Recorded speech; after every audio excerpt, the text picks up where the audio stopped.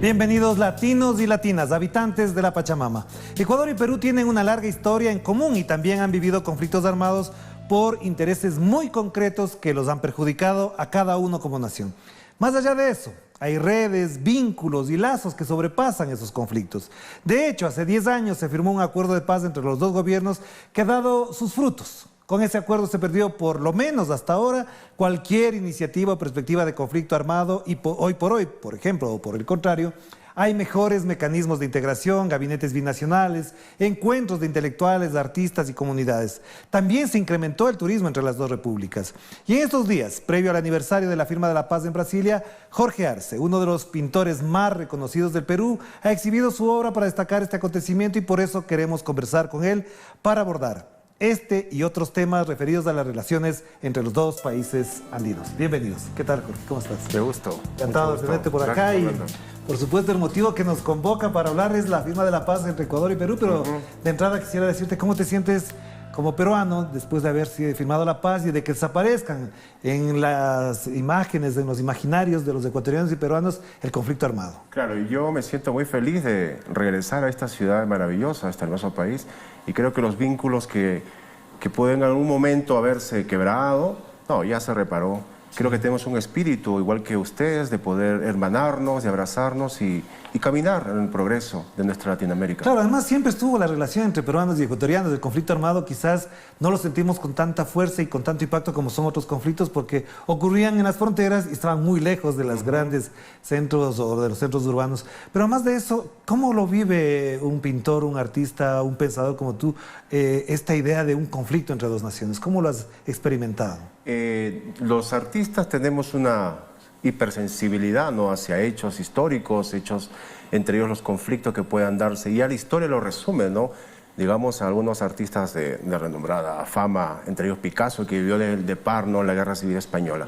Ahora, sobre mi punto, ¿no?, como punto de partida, mi posición o mi pensamiento sobre eso, sí, de algún modo es hasta una molestia, porque queda todavía ese tufillo, ese sabor, ¿no?, de que algo se rompió o algo está totalmente débil. Y por eso los artistas apostamos a poder integrarnos. El arte es mundial, es universal, entonces el trabajo que hago y que hacemos es siempre el vínculo. Pero entonces ahí cabría una pregunta, perdón que te interrumpa, es ¿qué nos une más allá de la territorialidad a los andinos separados por una frontera que pusieron de un lado a Perú y de otro lado al Ecuador, en otro lado a Colombia, otro lado a Bolivia? Creo yo que nada nos distancia, nada nos puede separar. Es más, la muestra que estoy haciendo hoy en la Pontificia Universidad Católica trata sobre el mundo atávico, sobre la cosmogonía andina. Vamos a ver eso más adelante, pero efectivamente es eso lo que nos une también. Claro, una identidad, un pueblo rico en costumbres, en arte, entonces nos une. No podemos escapar de esa virtud de Pero, poseer. por ejemplo, ¿en qué te sientes más cercano a los ecuatorianos que, por ejemplo, con los bolivianos o con otras naciones? Yo creo que hay una situación de mellizaje. Somos hermanos, iguales, mellizos, somos iguales, no hay mucha diferencia. Esa palabra es una bonita, mellizaje. Sí. Claro que sí. De todas maneras, una de las cosas que son importantes es que el otro día fui a la muestra tuya, a la exposición, me encontré con dos personas que mirándola, decían, efectivamente, ¿por qué nos peleamos? ¿Para qué estuvimos peleados? ¿Por qué perdimos tanto tiempo en esta conflagración que se discutía a nivel de medios, de élites? Pero la gente común y corriente seguía unida. Sí. Hay parentescos, hay familias. Entonces, perdimos mucho con esta guerra. Sí, yo creo que son situaciones políticas a veces que no se llegan a acuerdos en común, pero afecta a la ciudadanía, a la población, a la polis. Pero es importante siempre querer dar lo mejor de uno para poder rectificar, para poder hermanarnos, para volver a hacer los vínculos, que la verdad somos una nación, somos una región maravillosa que nos une el lenguaje, las costumbres, el color de la piel, lo rico que tiene su cultura, ¿no? Claro, en esa muestra incluso además me pasó una anécdota, y una de las personas que visitaba era un peruano, joven, que llevaba la camiseta de Perú. Eso en otra época no había sido tan bien visto, o como un ecuatoriano entrar con la camiseta de Ecuador a una muestra pictórica en una muestra en Lima. Un tanto provocativo podría ser. Sí, pero eso son expresiones, ¿no? Y creo que hay la libertad del ser humano para poder definirse y defender, pues, de algún modo, ¿no? ¿Cómo se siente? Yo creo que más allá de las camisetas y el chauvinismo, que a veces es un tanto barato de diferentes partes del mundo, creo que es importante amar nuestro territorio, que es una cuestión incluso hasta muy política, ¿no? Pero es amarnos como nación, como seres humanos, como peruanos, como ecuatorianos, como argentinos. Como andinos. Como andinos. Además que nos une esa condición muy natural, digamos, ancestral. Y en esta lógica de pensar las relaciones políticas, ancestrales o históricas, ¿cómo tú pensarías que se va a mirar este conflicto? ¿Como un momento triste, como un momento oscuro? ¿Cómo mirarías este momento que atravesamos peruanos y ecuatorianos con un conflicto que a la larga, como ya dijimos, no trajo ningún beneficio a la larga? Sí, siempre queda esa atmósfera, ¿no? De que algo está allí o algo puede volver a renacer, ¿no? Esos conflictos, siempre hay un tipo de temor. Yo creo que no desearía que pueda suceder algo más, porque mira, vivimos un mundo ya como quebrado, ¿no? Entre el espíritu humano. Se ha perdido muchas cosas en el camino y yo deseo, y más creo que todas las personas, que podamos tener eso como un recuerdo un tanto grato, ¿ya? E ingrato a la vez. O sea, esa ingratitud, esa cosa tan oscura puede ser como, bueno, no llegamos a un acuerdo entre hermanos, pero ahora sí podemos conversar y dialogar. Pero además te invito a reflexionar conmigo sobre un elemento que es fundamental para entender. El conflicto armado entre Ecuador y Perú era el último que se desarrollaba, que se mantenía en América Latina. Y hoy parece que, por ejemplo, los vientos están apuntando a alguien, quiere incentivar un conflicto armado, por ejemplo, entre dos naciones como es Colombia y Venezuela, a partir incluso de que la propia Colombia resuelta sus problemas internos. Entonces, no hay un ejemplo que habría que dar a otras naciones de cómo se resolvieron los conflictos o las situaciones de divergencia entre Ecuador y Perú. Ojalá que se pudiesen resolver estos problemas con pintura, con música y con grandes abrazos, pero es complejo. Claro, pero ¿cómo resolverlo? ¿Cómo decirle a América Latina que lo que más nos une es la paz? Resolverlo. Es una pregunta muy compleja, ¿no? Pero creo yo que las personas o los seres humanos podemos llegar a tomar acuerdos según nuestro grado de conciencia. Hay conciencias muy elevadas de que dejas de lado los egoísmos y los puntos de vista que no son compartidos. Yo siempre apuesto a la paz, a la libertad de expresión, a que los pueblos podamos progresar, a que nos une más allá de la territorialidad, nos une muchas cosas de identidad. Y entonces ahí cabría una pregunta también que es importante y que no se la hemos hecho solamente a ti, se lo ha hecho la humanidad en general. ¿De qué manera o por qué es importante el ligar el arte como un acontecimiento político también? Claro, el arte en sí, primero quiero definir sobre mi punto de vista, ¿no? ¿Qué es el arte? El arte ocupa un lugar en la cultura. Es un tejido de relaciones muy complejas y simbólicas que le pertenece a cada época. El arte ha pasado por muchas etapas, digamos que la primera fue la parte estética, ¿no? La proyección de la belleza. Luego pasó en una transición a lo ético. De lo ético pasó a la cuestión religiosa, por decirlo de un modo, y termina por un concepto más de política. Entonces se hace política con el arte. No estamos ajenos a eso, los artistas, a los cambios y movimientos y migraciones y transformaciones que se dan en el mundo.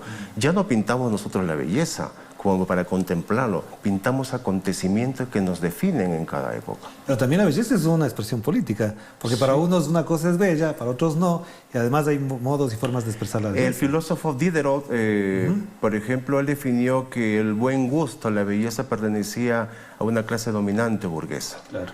Pero Apollinaire, el poeta francés, creo que es una apropiación de un grupo. Yo creo que viene la particularidad de cómo tú puedas sentir o entender o transmitirte, o es más, unirte a ese concepto. Cuando tú ves algo bello, es porque te conmociona en las mismas fibras de tu interior. Ahora hay muchas manifestaciones artísticas, un tanto extrañas, se ha degradado, pero el hombre siempre busca la belleza. Yo creo que nadie puede negarse a mirar una flor, o mirar un atardecer, o un paisaje, o una situación donde hay una armonía entre el universo y el hombre, ¿no? Eso, pero también es cierto que buena parte de las grandes obras históricas que han trascendido al propio autor, al propio pintor, a la misma época, han sido de acontecimientos graves, dolorosos. La Revolución Francesa explosionó con obras, la propia Guerra Civil Española de la que estábamos hablando, la Revolución Mexicana, es decir, los grandes momentos y grandes acontecimientos históricos de orden político se han expresado a través del arte. Claro, el arte ha sido la herramienta, digamos, de propaganda, ¿no?, para ciertos intereses de élites, pero también ha sido una herramienta de defensa para las opresiones que puedan darse en un momento histórico. Hay un pasaje cuando Picasso, bueno, la Gestapo persigue a Picasso, ¿no? Y bueno, y encuentran el cuadro de la Guernica, y preguntan señalando quién hizo esto, ¿no? Ese es un acontecimiento terrible, y él señalando responde, ustedes lo hicieron. Entonces, creo que aquel artista que no está comprometido a la política, no hablamos de puntos o partidos, ¿no? Partidarias, que es otra cosa, sino una militancia partidista, una relación muy directa con tu acontecimiento de hoy, en la vida, en tu quehacer diario, yo creo que pasa o deja de ser hasta, es como un transeúnte, no llega a completarse. Pero cuando un artista, además, sea en la poesía, sea en la literatura, en la plástica en general, mira un acontecimiento, lo decodifica de otra manera que lo que le haría un político o un filósofo igual, aunque están más cercanos los filósofos de los artistas en eso. Y por lo tanto, en esa lógica, ¿cómo pensarías en el acontecimiento que vamos a vivir de los 10 años del fin de la guerra entre Ecuador y Perú, o del acontecimiento ese que se llamó guerra y que terminó en un acuerdo de paz en Brasilia? Bueno, yo pienso que estos acontecimientos que sucedieron quedarán allí en la historia como algo que pasó. Pero creo que siempre es mirar al futuro. Yo siempre he puesto a mirar al futuro y que los artistas podamos unir. Es más, te comento que estoy organizando conjuntamente con el Ministerio de Cultura en el Perú una importante muestra binacional donde podamos abrazarnos como naciones los dos. Sí, hay varios eventos que se van a realizar. Sí, y es importante mirar siempre al futuro. Yo replico que las cosas pasan y pasaron. Hay que mirar siempre adelante, habría que mirar siempre a nuevos cambios, a integrarnos y trabajar por ello. ¿Cómo se te ocurrió hacer una muestra para abordar este tema? ¿De dónde nació? ¿Cómo es que se presentó en tu cabeza? ¿O fue parte de un proceso, de un programa? Siempre estaba integrado a estas concepciones atávicas. En el año 2015 hice una exposición en el Museo de Arte Contemporáneo del MAN de Guayaquil sobre Caral. Caral es una civilización que fue descubierta en el año 95 hacia adelante, un poco así, que data de unos 5.000 años de antigüedad. Hice una investigación muy pormenorizada porque me conmovía algo muy importante de esta civilización. Es un proyecto arqueológico que lo que integra esto, lo que integra y la conmoción como artista, lo que puedo observar de esto es que era un pueblo feliz. Tiene unos anfiteatros, unos círculos de piedra maravillosos donde la gente se reunía, no sé qué día, pero se reunía a hacer danzas en torno a la vida, en torno a la naturaleza. Entonces no se encuentran murallas, no se encontró ningún vestigio de armas que nos diesen algún acercamiento a que era un pueblo feroz o que había enemigos alrededor. Entonces era un canto a la vida. Y a mí me interesó, me encantó, hice un concepto muy iconográfico sobre esto y lo mostré y me sentí muy feliz. Porque eso no le pertenece al Perú, nos pertenece a todos. Y de ahí vino la idea de la muestra por acá. Claro, siempre mi trabajo está ligado a eso, a una cuestión de identidad. El filósofo y escritor español Eugene Diors dijo algo muy acertado y maravilloso, que todo aquello que no tiene tradición es plagio. Entonces un artista que no puede proyectarse o integrarse en un momento histórico o cultural, la verdad que, no sé, perteneces a algo, una cosa alienante o Que además aculturada. puede estar impostada. Sí, impostada o mal trabajada, ¿no? Que sí. Vamos a hacer la primera pausa para seguir conversando con el pintor peruano Jorge Arce, quien se encuentra en Ecuador, porque además, como ustedes saben, en pocos días, en pocas semanas, habrá una celebración importante entre Ecuador y Perú. Se celebran los 10 años del fin del conflicto armado, que se selló con la firma de la paz en Brasilia en el año 20 años, me equivoqué, 20 años la firma de la paz entre Ecuador y Perú. Vamos a la pausa y volvemos aquí en Enclave Política.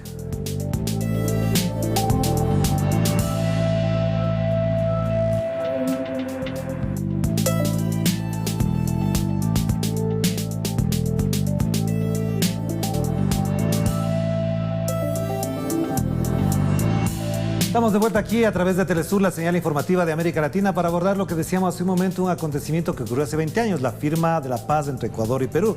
Y, por supuesto, hemos invitado a Jorge Arce, que es un pintor peruano reconocido, quien en estos momentos expone en la Universidad Católica del Ecuador la muestra Abstracciones, Encuentros y Territorios, que es el nombre de la muestra, como digo, que se inauguró el 11 de septiembre de este año para la celebración de estos 20 años.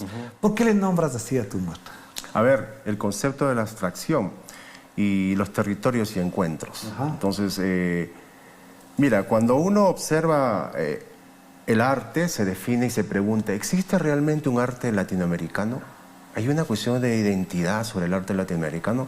Entonces, bajo ese concepto yo he trabajado y más, hay una idea muy central en los procesos que se dieron en la cultura peruana, sobre todo en las artes plásticas, que se llama la generación de los 50.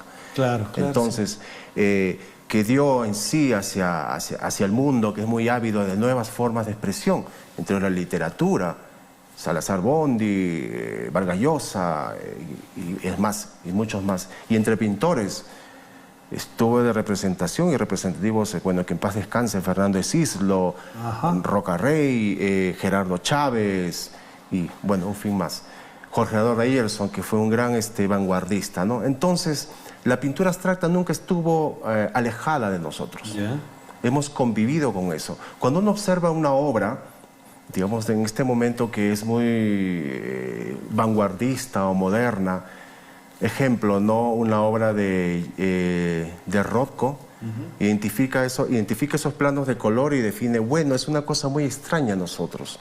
No, estos planos de color, estos hipocampos de color, si uno tiene un poco de información hacia libros o literatura o ensayos sobre cómo fue la manifestación cultural o artística de nuestros pueblos originarios, lo llegas a definir, que lo encuentras en las telas Paracas, Chancay, Chimú y muchas más, y es más en ceramios que puede haber aquí. Claro, pero tú mencionas además una época donde la cultura, la literatura, el arte latinoamericano casi que eclosiona, porque no solamente ocurrió en Perú, en Ecuador también, México, el muralismo viene desde esas épocas más o menos planteándose esas expectativas, y también en Chile. Entonces, para adentrarnos un poco en tu muestra, esto de los encuentros también no es como una corriente interna de todo el continente, de Latinoamérica en particular. Claro, los encuentros a través del arte.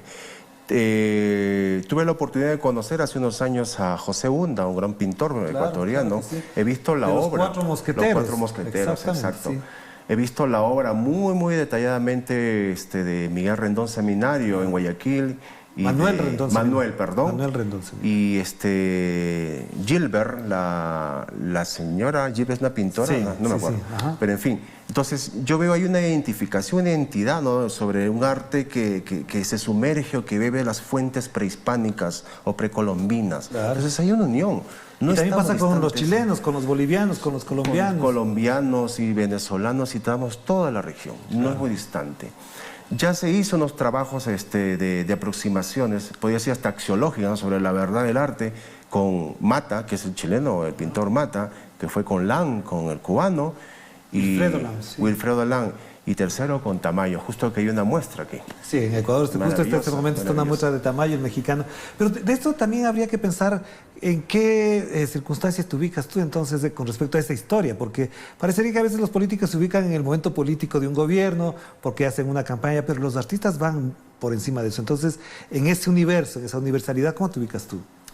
Yo me ubico como un artista que está bebiendo las fuentes en este momento de los aconteceres no solamente del Perú o Latinoamérica, sino del mundo. Tengo unos trabajos que estoy haciendo con música sobre esto, que para mí es hasta muy triste, ¿no? Por ejemplo, la emigración de nuestros queridos amigos y hermanos venezolanos a Latinoamérica, son unas éguilas, unas diásporas terribles, ¿no? Estoy haciendo un ensayo musical sobre esto. Que también la vivieron los peruanos en su momento, y la vivieron los ecuatorianos, todos. los chilenos por el exilio político. Y después de esto voy a hacer una serie de dibujos que hablaremos sobre la migración, esa transhumancia que es ya como un salvarme de una situación en la cual no la comprendo, ¿no? Claro, pero además una situación que ahora la estamos viviendo muy cercanamente y muy frescamente con el tema venezolano, pero por ejemplo lo que pasa con respecto a la migración de África hacia Europa es demasiado fuerte. Es muy dura, es muy dura. Y sé que hay artistas allí africanos y también europeos que intentan demostrar a las personas que esto de aquí es un acontecer que nos debe a nosotros interesar, no dar la espalda, ¿no? Claro. Sé que no es fácil, estas son cuestiones políticas, pero nadie puede estar exento de eso. De todas maneras, todos esos acontecimientos, y como se ha dicho normalmente, son geopolítica. Y entonces ahí la pregunta que quisiera hacerte es, ¿cómo se entiende el arte en la geopolítica? Porque este diálogo de encuentros con países cercanos, de naciones cercanas como las nuestras, se entiende, es natural, es cercano, reitero. Pero ¿cómo se entiende el arte de América Latina en la geopolítica cuando vemos que hay circunstancias en África, en Europa, en Asia, por ejemplo, que generan todo este diálogo cultural? El arte siempre estuvo en manos de una proyección, quizás de una representación sobre acontecimientos. Ahora los artistas lo que hablamos acerca de nuestros propios complejos o nuestras propias necesidades de aparentar algo. Creo yo que es importante entender que los acontecimientos en torno o lo que sucede en el mundo debe de servirnos para reflexionar y poner un poco de nosotros, un grano de arena para de algún modo colaborar a que las cosas sean distintas. Es muy compleja la pregunta que me haces, porque yo podría definirlo desde el lado artístico, pero no sé hasta qué punto. No está aislado de todo lo que estamos viviendo tampoco. Claro, eso es cierto, pero es igual que podríamos definir que los acontecimientos del 11 de septiembre, justo cuando se da mi exposición. Cuando inaugura la exposición, sí. Entonces, ¿por qué sucedió ahí cuál es la verdad de todo, ¿no? ¿O qué es la verdad? Ahora, te quería hacer una pregunta porque tu exposición se mueve en 4 paradigmas del mundo atávico andino, como está señalada en la exposición: el arco iris negro del presagio, el pachacute, que es cuando el mundo se transforma, el taquioncoy, la danza para curarse, y el mito del Incarri, que es la resurrección del Inca o el Inca enterrado, podríamos llamarlo así. Sí. ¿Por qué ubicas en esos 4 paradigmas? Porque pertenece a la cosmovisión andina y son las más relevantes. Ya se hizo unas exploraciones anteriores, yo la estoy continuando, ¿no? Pero le doy con un toque, por decirlo, de contemporaneidad a través de una pintura un tanto más fresca, colores que no se pueden encontrar en estos vestigios, ¿no? Por ejemplo, el color azul o colores muy fulgurantes, ¿no? Yo creo que, repito, ¿no? Es importante llevar y trasladar en cada situación que pueda hacer el artista, en este caso, un poco de lo que nos pertenece. En una exposición que tuve en Florencia, igual remitía a este proyecto de poder trabajar en torno a nuestra identidad cultural, a lo que nos une como latinoamericanos. Es más, por ejemplo, si Picasso bebió de las fuentes o se apoderó de las máscaras africanas para poder su trabajo, el día de hoy los artistas del mundo tienen la visión o la mirada hacia Latinoamérica. Además, con América Latina ha habido un diálogo muy fuerte, muy potente, viajes, intercambios, visitas, llegadas, y también presencia de artistas europeos, asiáticos y norteamericanos de acá. Que debe hacernos sentir orgullosos del lugar donde nos tocó vivir, crecer, pensar. Claro. Yo te preguntaría a propósito, para ir cerrando este programa ya, ¿te sientes orgulloso de la situación política de Perú? Con todo lo que ha pasado, se tumba un presidente, se instala otro, hay manifestaciones contra la corrupción, denuncias.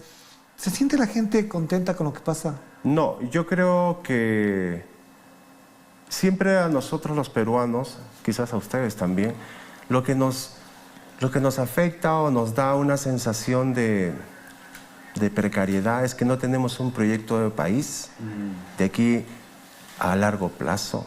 Solamente son cuestiones de que son cambios son como los happenings que hablamos Sí, del arte, son cambios. Performance que Sí, hoy estamos así y mañana no sabremos qué habrá, cómo estaremos. Hoy se habla de un boom económico en el Perú, que yo discrepo mucho de ese punto, pero mañana no sabemos. Si fuese un boom económico y hubiese... Es una inestabilidad política, inestabilidad en todas las formas como puedan darse, ¿no? Para poder desarrollarnos como país. Es un tanto preocupante, ¿no? ¿Y habría sido mejor que un presidente del Perú sea un escritor como quiso ser en su momento Vargas Llosa? Yo preferiría que fuese un pintor. Podría pintarnos un mundo de colores. No, creo que Vargas Llosa es un excelente intelectual, es un gran artista, pero se necesita, no digo capacidades, se necesita otra visión, y creo que los políticos pueden tener esa visión más amplia. Claro. Hay límites. Entonces creo que Fujimori supo cómo hacerlo, ¿no? Y cómo deshacer también muchas cosas. Pero lo que nos angustia, creo que a todos los latinoamericanos, es que no tenemos nada en qué agarrarnos, qué atarnos para saber cuál es el futuro de nuestro continente, de nuestro país.